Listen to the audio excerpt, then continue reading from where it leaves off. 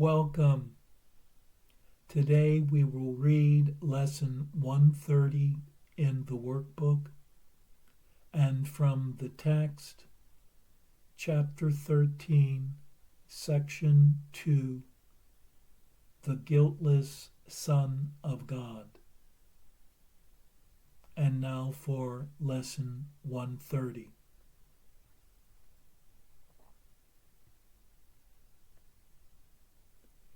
It is impossible to see two worlds.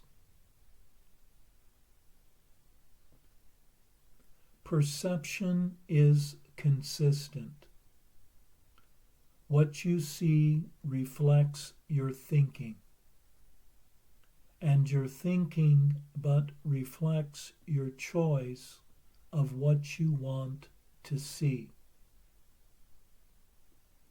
Your values are determiners of this.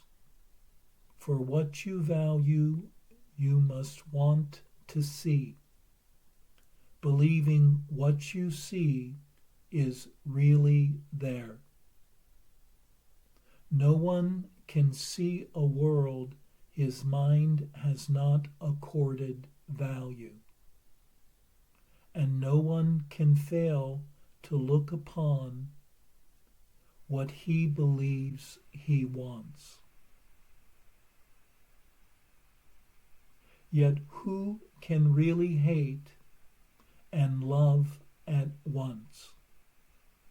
Who can desire what he does not want to have reality? And who can choose to see a world of which he is afraid? Fear must make blind, for this its weapon is. That which you fear to see, you cannot see. Love and perception thus go hand in hand, but fear obscures in darkness what is there. What then can fear project upon the world? What can be seen in darkness that is real? Truth is eclipsed by fear, and what remains is but imagined. Yet what can be real in blind imaginings of panic born? What would you want that this is shown to you? What would you wish to keep in such a dream? Fear has made everything you think you see, all separation, all distinctions, and the multitude of differences you believe make up the world. They are not there. Love's enemy has made them up. Yet love can have no enemy, and so they have no cause, no being, and no consequence. They can be valued, but remain unreal. They can be sought, but they cannot be found. Today, we will not seek for them, nor waste this day in seeking what cannot be found. It is impossible to see two worlds which have no overlap of any kind. Seek for the one, the other disappears, but one remains. They are the range of choice beyond which your decision cannot go.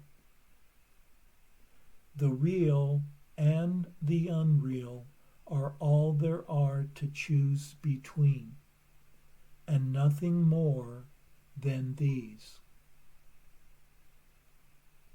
Today we will attempt no compromise, where none is possible. The world you see is proof you have already made a choice as all-embracing as its opposite. What we would learn today is more than just the lesson that you cannot see two worlds. It also teaches that the one you see is quite consistent from the point of view from which you see it. It is all a piece because it stems from one emotion and reflects its source in everything you see. 6 times today, in thanks and gratitude, we gladly give 5 minutes to the thought that ends all compromise and doubt, and go beyond them all as one. We will not make 1,000 meaningless distinctions, nor attempt to bring with us a little part of unreality, as we devote our minds to finding only what is real. Begin your searching for the other world by asking for a strength beyond your own and recognizing what it is you seek. You do not want illusions, and you come to these 5 minutes emptying your hands of all the petty treasures of this world. You wait for God to help you, as you say, it is impossible to see 2 worlds. Let me accept the strength God offers me and see no value in this world, that I may find my freedom and deliverance. God will be there, for you have called upon the great unfailing power which will take this giant step with you in gratitude. Nor will you fail to see his thanks expressed in tangible perception and in truth.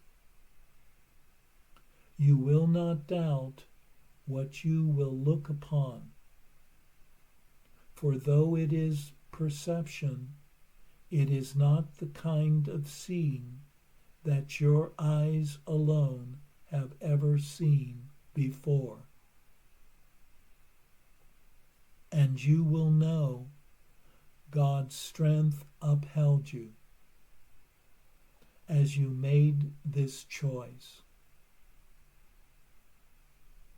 Dismiss temptation easily today, whenever it arises, merely by remembering the limits of your choice. The unreal or the real, the false or true, is what you see and only what you see.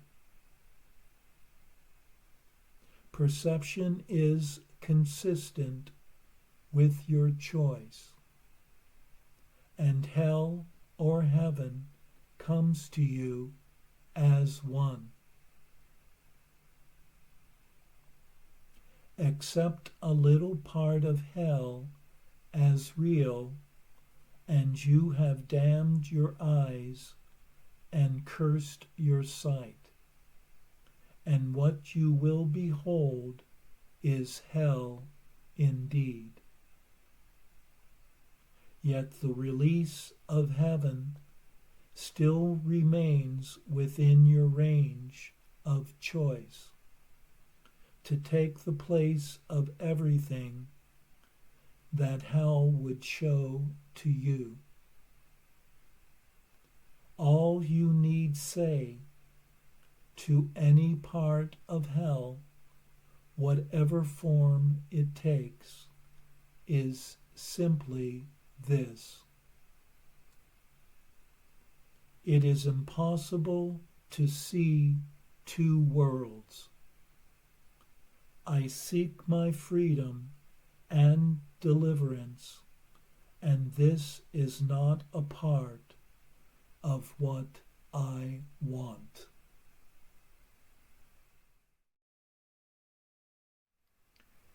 In this lesson concerning the perception of two very different worlds, we are told that what one perceives is but a reflection of one's thinking, and what one thinks mirrors the choice of what one really wants, and what one values determines what one desires to see.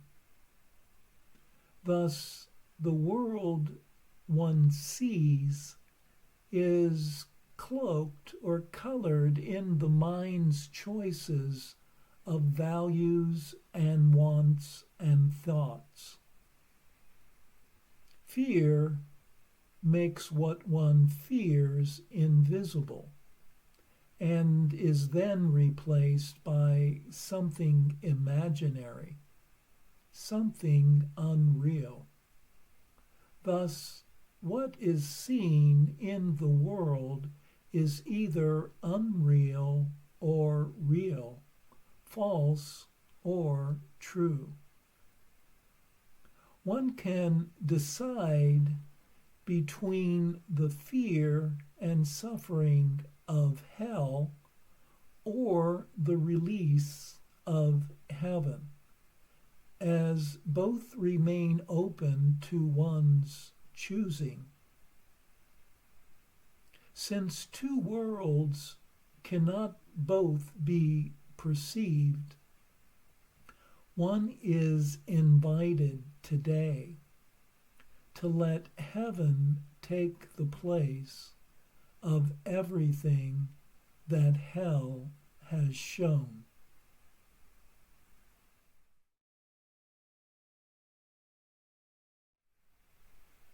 And now for our text reading for today, from chapter 13, section 2, the Guiltless Son of God.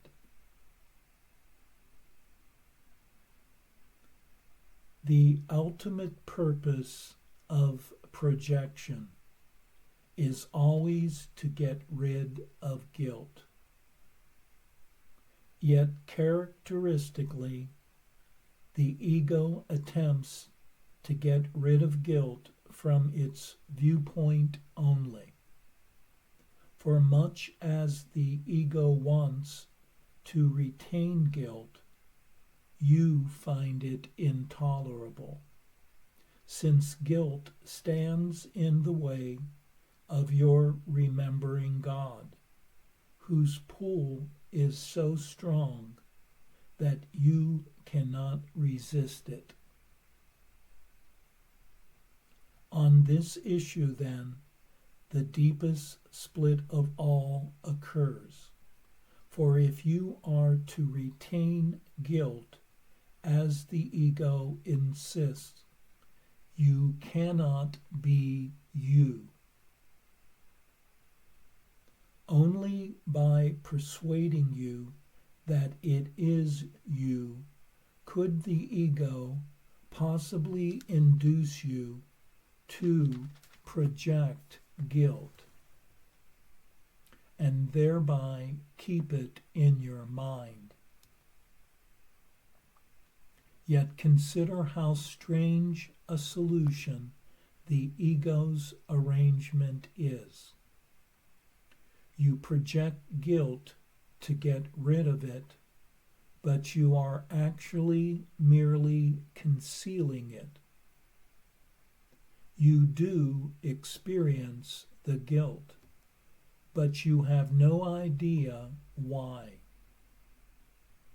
On the contrary, you associate it with a weird assortment of ego ideals, which the ego claims you have failed. Yet you have no idea that you are failing the Son of God by seeing him as guilty. Believing you are no longer you, you do not realize that you are failing yourself. The darkest of your hidden cornerstones holds your belief in guilt from your awareness. For in that dark and secret place is the realization that you have betrayed God's Son by condemning him to death. You do not even suspect this murderous but insane idea lies hidden there, for the ego's destructive urge is so intense that nothing short of the crucifixion of God's Son can ultimately satisfy it. It does not know who the Son of God is because it is blind. Yet let it perceive guiltlessness anywhere, and it will try to destroy it because it is afraid. Much of the ego's strange behavior is directly attributable to its definition of guilt. To the ego, the guiltless are guilty. Those who do not attack are its enemies, because by not valuing its interpretation of salvation, they are in an excellent position to let it go. They have approached the darkest and deepest cornerstone in the ego's foundation. And while the ego can withstand your raising all else to question, it guards this one secret with its life, for its existence depends on keeping this secret. So it is this secret that we must look upon, for the ego cannot protect you against truth, and in its presence the ego is dispelled. In the calm light of truth, let us recognize that you believe you have crucified God's Son. You have not admitted to this terrible secret because you would still wish to crucify him if you could find him.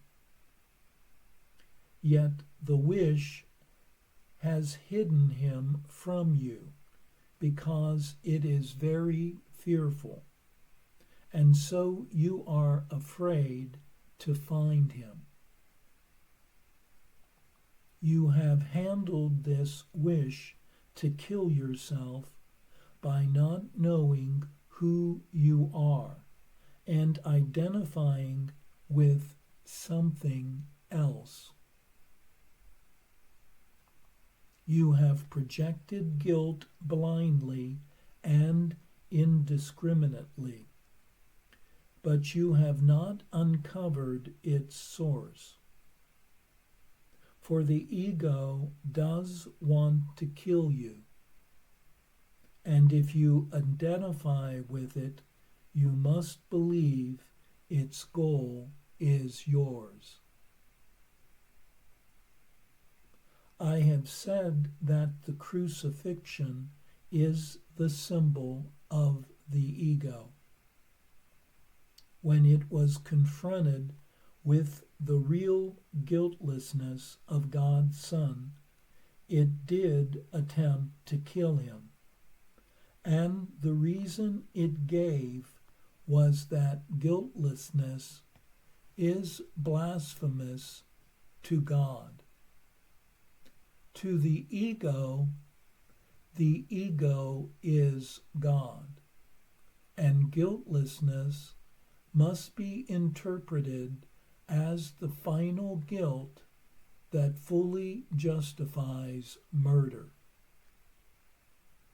You do not yet understand that any fear you may experience in connection with this course stems ultimately from this interpretation.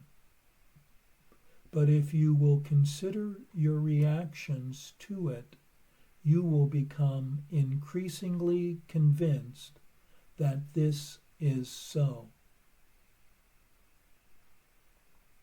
This course has explicitly stated that its goal for you is happiness and peace. Yet you are afraid of it. You have been told again and again that it will set you free, yet you sometimes react as if it is trying to imprison you. You often dismiss it more readily than you dismiss the ego's thought system. To some extent, then, you must believe that by not learning the course, you are protecting yourself. And you do not realize that it is only your guiltlessness that can protect you. The atonement has always been interpreted as the release from guilt, and this is correct if it is understood. Yet even when I interpret it for you, you may reject it and do not accept it for yourself. You have perhaps recognized the futility of the ego and its offerings, but though you do not want them, you may not yet look upon the alternative with gladness. In the extreme, you are afraid of redemption and you believe it will kill you. Make no mistake about the depth of this fear, for you believe that in the presence of truth you might turn on yourself and destroy yourself.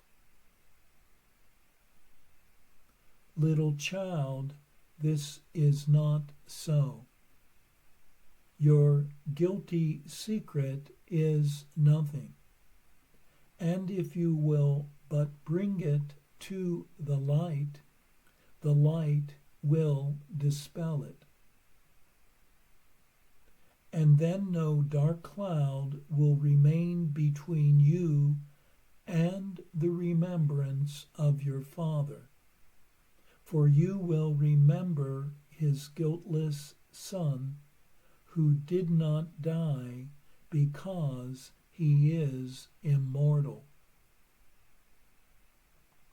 And you will see that you were redeemed with him, and have never been separated from him.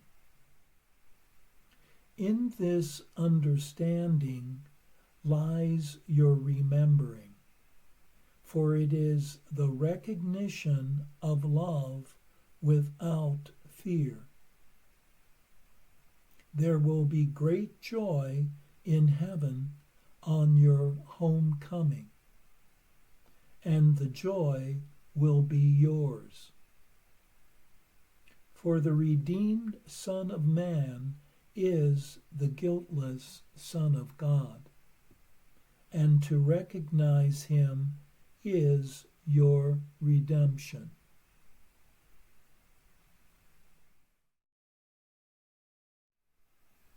In this section, we see that the function of projection for the ego is to get rid of guilt. But the projection of blame onto others merely keeps the guilt firmly planted in the mind of the one projecting it. Since this retained guilt blocks one's awareness of love, it makes an unbearable and intolerable situation. To escape from this dilemma, one chooses to perceive oneself as something else, and thus identifying with the ego's notion of a separated self. Thus one has murdered one's true self in order to be something else. And this urge to kill is an underlying secret one keeps, hidden even from one's own awareness. This explains why the idea of awakening to one's true self can seem so frightening. It is in this recognition that one's true self is immortal and cannot be killed that one is released from these ideas. For it is the remembering of love without fear.